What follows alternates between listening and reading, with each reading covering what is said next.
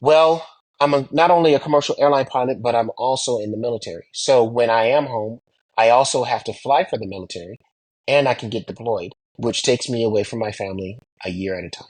And I'm gone a whole year. You talk about relationships. Well, I am currently divorcing my wife of 20 years. And she cites that one of the reasons why she lost love for me is because I was always gone, according to her.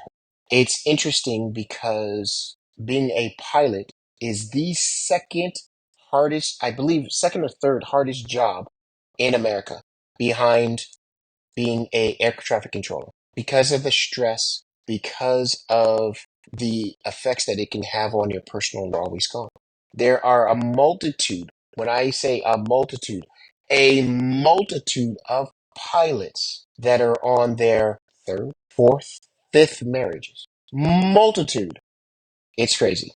Um, Typically, when you first start off, until you're able to gain that seniority, through longevity with the company, you're not going to be able to see your family during Christmas holidays, Easter holidays, New Year's holidays.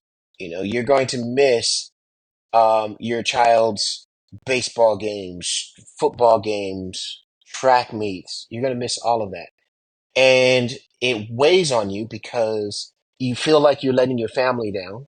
And even though your family may say, "Oh, you know what, Dad, don't worry about it. Honey, don't worry about it. It's okay. We understand it." In the back of their mind, they're still like, "Our dad missed another day, another event. My husband or my wife just missed another important event." It weighs on you. On the military side, soldiers, like I remember on my first deployment, one of my soldiers, he found out that his wife was cheating on him during the where their spouses cheat on them because they're gone. They get back home and their loved ones have left. They've just left, or they just say, "You know what? You've changed." That's another thing because they say that when you each and every time that you go on a deployment, you come back a different person. And I can actually attest to that. I came back a different person just because of the events that you have to go through, the trials and tribulations that you have to struggle through. They change you. And so those soldiers come back different people. They've seen different things, bad things, horrible things. I'm not saying every soldier has done that, but there are some where they have seen these things.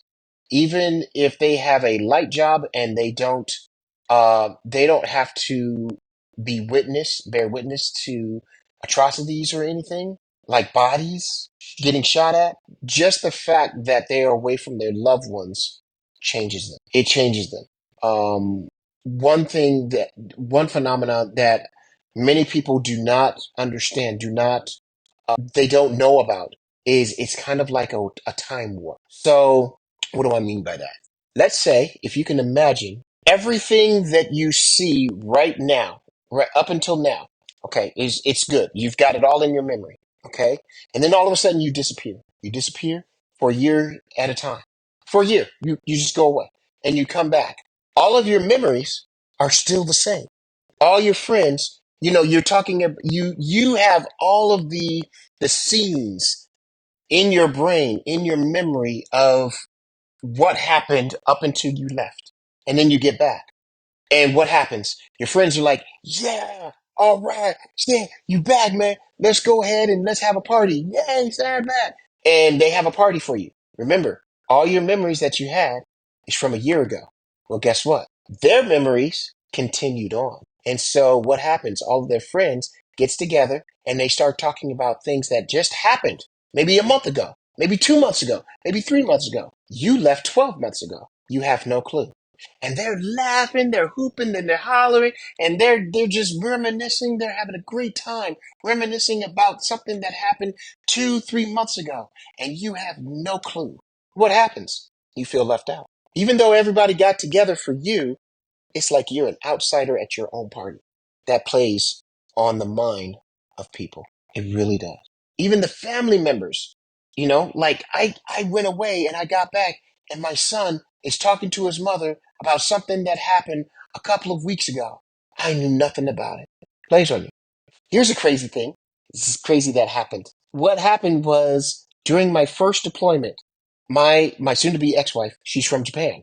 I shipped her home to Japan because I didn't want to worry about her in the States. So her and my son both went to Japan, stayed with my in-laws, right? That was around right around the time that my son started learning how to talk, just learning how to talk. So what happens? I get home from the deployment and I go back to Japan to pick up my family. Yes, I'm so excited to see my family. I can't wait to see my son. Oh my gosh, I'm so excited. And I go over to my son and I say, Sky, how are you? And he turns to his mother, and he says in Japanese, what did he say?